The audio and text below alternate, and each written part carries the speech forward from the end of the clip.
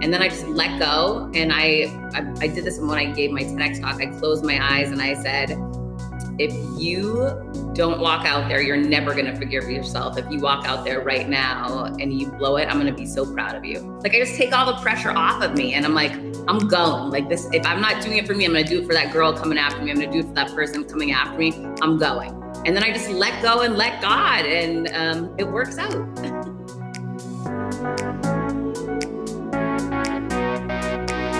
Welcome to Amplify with Jess Ekstrom, a show designed to help women get out of their head and into their zone of influence. A recent study at Cornell found that men overestimate their abilities and performance, and women underestimate them. Sounds pretty on par to me, which is why we are talking to my dear friend today, Heather Monahan. Heather is a top 50 speaker, 2-time best-selling author, and host of Creating Confidence podcast. A lot of times, speakers are looking for the tactical things. What do I charge? Who do I speak to? What should I say? But my experience at Mic Drop Workshop is most of the time, we need the tactics later and the confidence first, which is why I'm bringing in Heather today. Let's find out how to boost our confidence with Heather Monahan. Like anyone, I've struggled with my confidence all throughout my life because confidence isn't something that's static, right? Like I'm super confident in my workout that I just came from, right? I crush it when I'm running or I'm at spin and I'm super confident in that. Doesn't mean I'm always confident in my romantic relationships. I'm super confident on a stage. Doesn't mean that when I take the biggest stage of my life, I'm not going to have a dip in that moment, right? So there's ebbs and flows through life. And as people grow and change and, take on new opportunities, your confidence is not going to remain the same. So the important thing that I share with anyone I work with in regards to speaking is looking across your life and identifying, like me, working out. That's like something that I own. I think I've pretty much always been confident in that, other than when I got injured, right? So I look at moments like that. I remember when I was going into this race and I crushed it and I came out on top and I was nervous going in.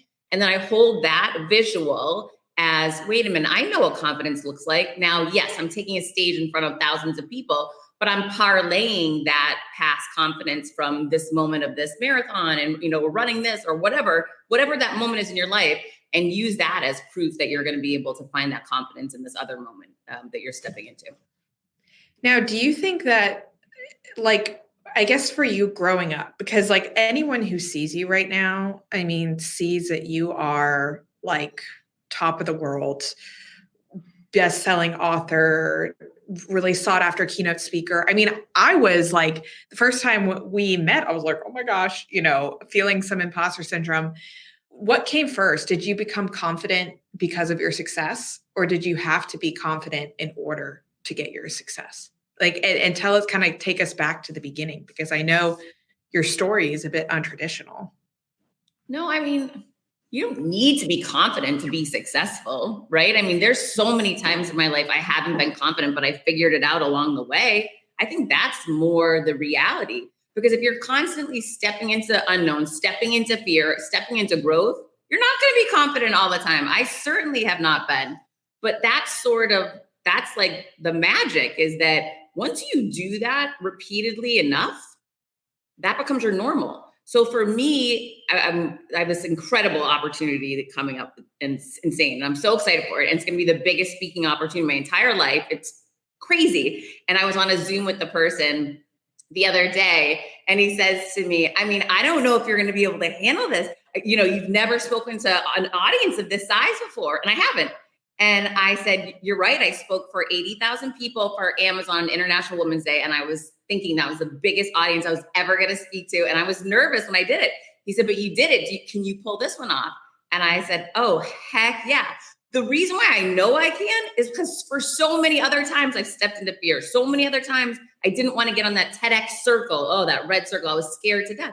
Right. But the more you step into fear, the more you step into these moments, the more it becomes normal that, of course, it's going to go amazing. But I also know the things to do. I have a routine and a process that I put into place that's pushing a button at this point. I'm conditioned, and I've conditioned myself. I know the things that I need to do. I know what to do when I feel nervous. I know how to override these things and actually put them to work for me to propel me forward into the fear.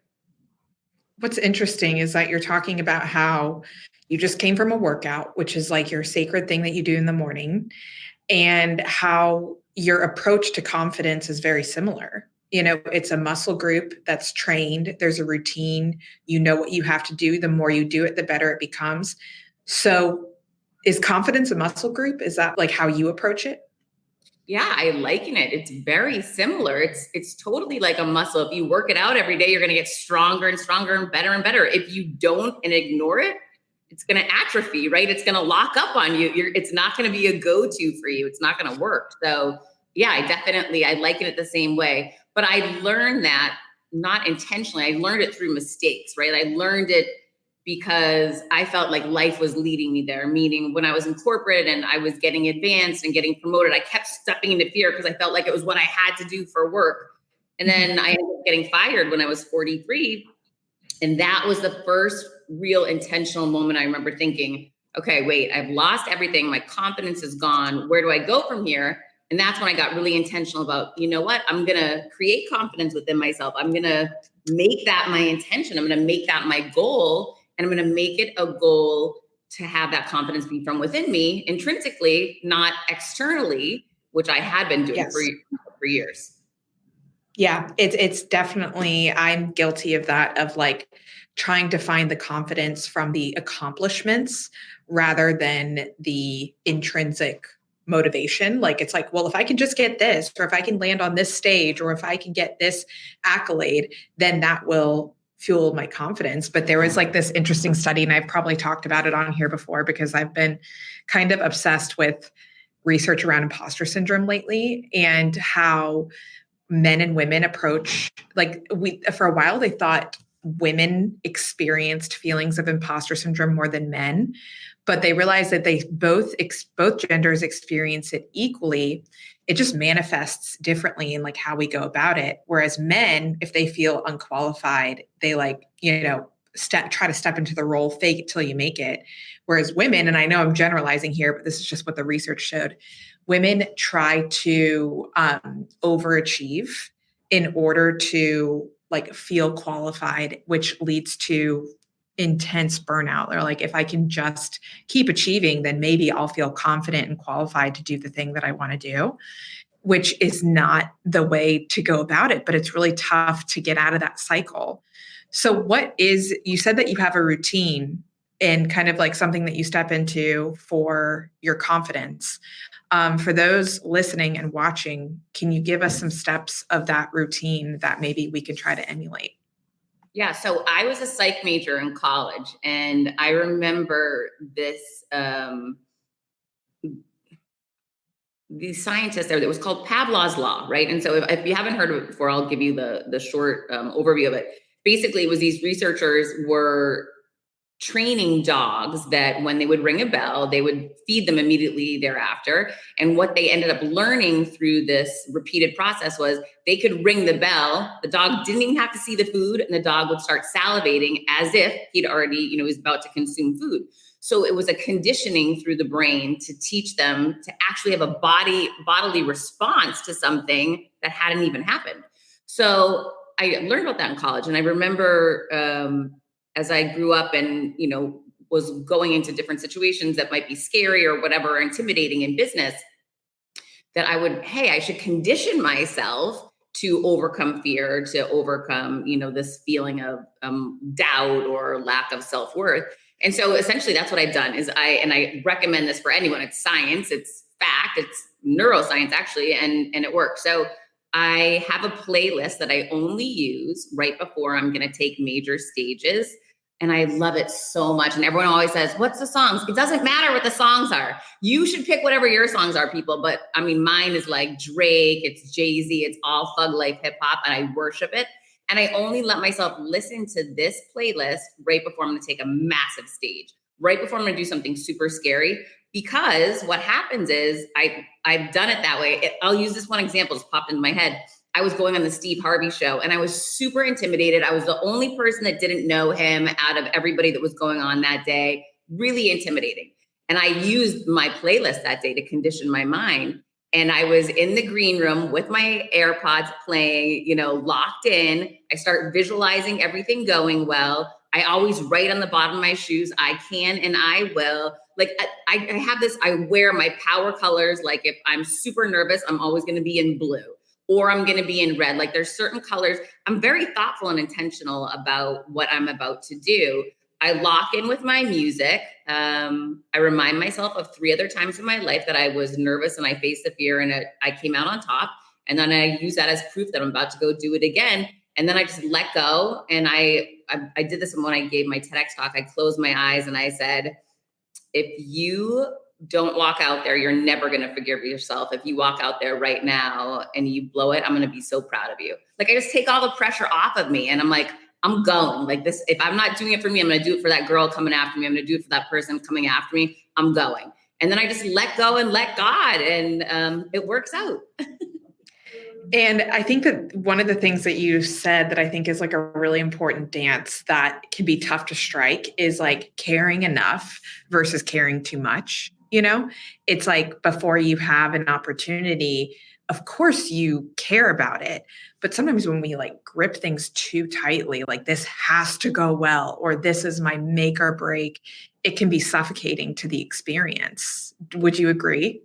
Oh yeah. I felt like that about my TEDx because when you give a TEDx, it's more like of a legacy piece. It's, it lives forever on the site. If you bomb, you're like, there's no do-over. But then, it's funny. Here I am years later. I gave it in 2019. And I realized Mel Robbins has done hers over. Like actually people do them over. But I had all this pressure on me that this is your once in a lifetime. You have to nail it. And gosh, I almost crushed myself. It was ridiculous. I'll never forget that day. And I'm so grateful that I put that pressure on me because I learned, to your point, I will never do that again. Like it's comical now to look back. Instead, I had another moment that was intimidating. I was interviewing Sarah Blakely live on a stage in front of thousands of people. My feet sweat when I get nervous. I was walking out on the stage and my foot came out of my Louboutin, which has happened before when I get super nervous. And I almost fell, like I almost face planted in front of Sarah Blakely, in front of thousands of people. But luckily for me, I was at a point in my life where I was like, oh, well, I almost fell on my face. I might as well lean into who I am and make a joke about it, right? So I just owned it. And I was like, who wants to shout out for the hometown girl that almost face planted? And people went crazy. Like you'd think I was like a full-blown comedian. And so experiences like that teach me, like, step into your quirkiness, step into what makes you funny. I wish when I gave my TEDx, I'd stepped out there and said, anybody else nervous? Or is it just me? Like, own who you are and whatever is going on in your life in that moment. And that attracts people towards you and makes you more relatable and you connect more and it puts you at ease. Totally. I think that when we're trying to be perfect and when we're on stage thinking like, I have to get everything right, I have to hit every mark, I can't stumble at all, it feels like suffocating. And then it also, like to your point, isn't relatable to the audience. I listened to this podcast episode of like Amy Schumer and all these like comedians, and it was a time that they bombed. It was like, talk about a time that you bombed and how you handle it. Like, not every joke is going to land. Not every line is going to be a life-changing line that people are going to take with them. So what do you do after that? And one of the things that one of the comedians said is like, anytime something goes wrong on stage, someone is talking or there's a, noise or I bomb a joke, I always ask myself, what's the most honest thing I can say right now? And usually whatever that thing is that I say gets like 10 times the laughs than whatever I was going to say before. So being able to be truthful and still be yourself on stage instead of almost feeling like you have to step into a role can be really empowering of like, the only role that I need to do is myself. So what was I'm curious, like, I actually have never asked you this before. What was your first gig? You're the first time that you were asked to speak. Do you remember? Well, I mean, I've been speaking. I was a sales manager in corporate America when I was 23. So the first time I spoke publicly was when I was 23 and I addressed a team, right? And I stood up in front of a team and spoke to a team. And then those audiences grew as I became a VP of sales and EVP. And then I started speaking for the industries, and I was speaking in front of thousands of people, but it wasn't called keynote speaker or paid. It was, you're an executive and that's part of your job. So I didn't even know the speaking business was a business until I got fired. I posted I had been fired. That post landed me on the Elvis Duran show. Halfway through that interview, he's like, "You're writing a book." I said, "Oh, I am? Okay." So I wrote a book, thank you, Elvis Duran. And then I Googled how do you sell books, and it said speak. So I thought, oh, I'm a great speaker. That's easy. I speak all the time. I didn't even know, I'm like, I'll just call people and ask if I can speak. So I started cold calling businesses like, oh, hey, I want to come in and speak about innovation in business, blah, blah, blah, blah. And so all of a sudden one day someone said, "What's your speaker fee?" I'm like, "Hold, please."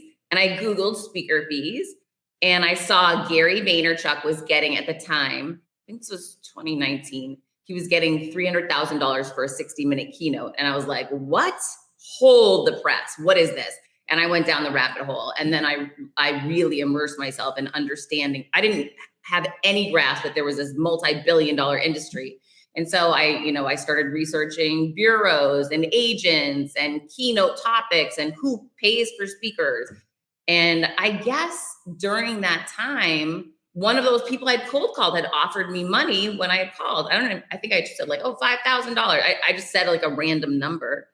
And maybe that was Royal Caribbean. It was one of the companies local in Miami that gave, or paid me for coming in, which I've been doing for free for about a year.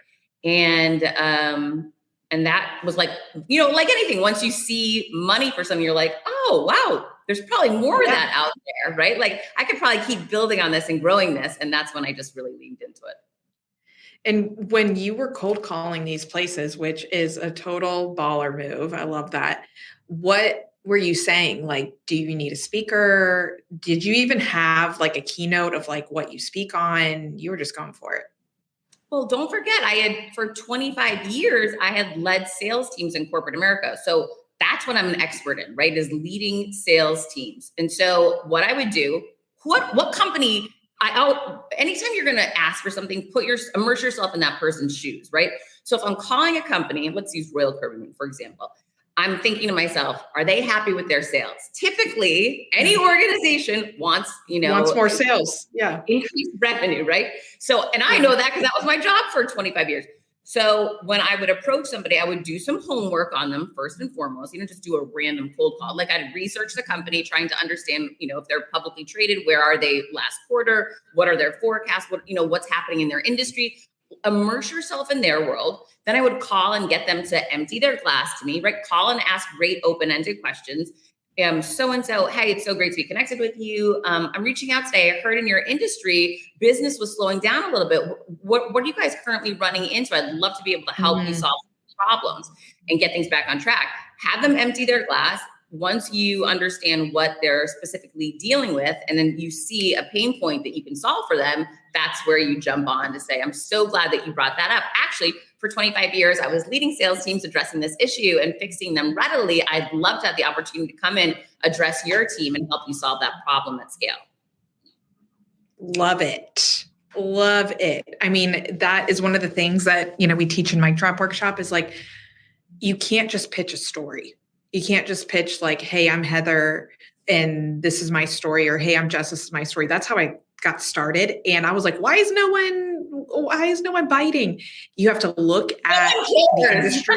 Yeah, no one cares. You got to look at the industry, see what the problem is, and then how can your story solve that problem? So I love that approach. And like, I'm sure that you were not batting 1,000. Royal Caribbean, converted, but I'm sure there was many people that you called that didn't. And that's just the name of the game, is putting yourself out there and like each time learning, okay, that didn't work. Let's figure out the next one. One of the things that I love, I think this is in your book and you also posted it on your LinkedIn recently, is like life is a constant tug of war between two forces: actions that elevate your confidence and then actions that erode your self-belief. And I was like, yep. And especially this year, after having Ellie and just like trying to figure out who I am, realizing that my actions that I take are basically like a scoreboard for who I want to be in that confidence. And some actions can also take those points away. So I'd love if you could elaborate on this. Like, how can we use, instead of just forcing ourselves to be confident, how do we use our actions to do that? Oh my gosh, it's such well, first of all, being a new mother is you're starting over as a rookie at something totally new. You have no expertise, no experience. I'll never forget when I started out as a new mother. It's so intimidating. It's imposter syndrome. It's all the self-doubt, all the lack of confidence. So normal, like you're in such good company, right? And it's like anything. It's like the first time you take the big stage, oh, you have no idea what's going to happen. But to me, that's even harder being a first-time mom, because someone's life is like, you're responsible to keep them alive. I remember I used to say that to myself, like, totally. Oh, this is mass. This is the most important thing. It's like, it's massive. But I like anything over time, you're going to be like, and I know I already see you traveling with her, and like, you're seeing like, oh my gosh, she's still alive. It's working out. Like, wait, a smile. Are you freaking kidding me? I'm killing this game. And suddenly, and it's so funny, this morning, my son like was running so late and didn't say, I love you and whatever. And then I got a text like 30 minutes later, sorry, mom, I love you. Have a great day. And I'm like, boom, I'm killing this game, right? Like, you have these moments later on that you're like, oh, what? I'm really good at this, I think, because it's really working out. So have faith that like the confidence is going to continue to come. It's going to get easier and easier, just like everything. But, you know, in any day, this is a great example. Had I not gone for my workout this morning, that would have chipped away at my confidence during the day, because it would have been a way for me, even though my morning was crazy and chaotic, it would have been a way for me to say, I'm not that important. I need to put other people ahead of me. Even though like I was a little panicked about being late, like, or whatever, I'd rather show up a couple minutes late and do the right thing, because I'm proud of me and like I own that and rock that all day long. And also showing up for friends that I love, like that makes me proud of me, right? Like to me, it's all about like doing that next right thing. And the only person you need to ask that question to is yourself. Like in this moment, if I show up and do this, am I going to feel better about who I am or worse? And like, if you start looking at things through that lens on a continuous basis, it makes making decisions very easy. One of the things that I pulled out of that is follow through. I think has a lot to do with our confidence level. Like when we think like I'm going to work out, or I am going to write a book, or I am going to do this thing. And it's like we're setting the tone. And the longer we sit with that and don't do it, I feel like the more it erodes our confidence. Like I know that I'm almost having like, when I wrote Chasing the Bright Side, like my confidence was going, because I was like, this is the thing I want to do. And I am doing it. And now I'm writing my next book, and I realize like, the longer I sit with this, like the more I'll start to get in my head, and I just need to put the pen to paper and do it, because that cognitive dissonance is like, can really do some damage to your confidence level. So as we close, for those who are listening, who are like either speaking, wanting to speak, really wanting to just kind of step into their confidence, own their presence, what are some words of advice that you have for those people looking to become speakers and present with confidence? Oh my gosh, invest in yourself. Like, first of all, the act of investing in yourself, hire someone that's already done what you're doing, right? Like, because here's the thing. There's someone out there, Jess, who has the roadmap for you. She's already done it. She already put the pain and years into figure it out. You don't need to reinvent the wheel and stumble around and get lost and get discouraged. She's already got it figured out. When you actually invest in yourself, you're saying that you're worth it. You're saying that you're worthy. It's like me going to my workout this morning. It just reminds me I am worth it. Make yourself your number one priority. Show up and invest in yourself. And by even making that declaration to the world, to the universe, to yourself, you're going to see doors start opening. I've seen it with people in my communities. I know you've seen this too, Jess. And they're like, you're not going to believe what just happened. This came out of nowhere. No, it didn't.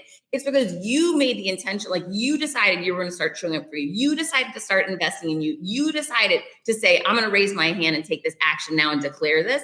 And watch, when you're meant to be doing something like that and you take that leap of faith, great things just start happening.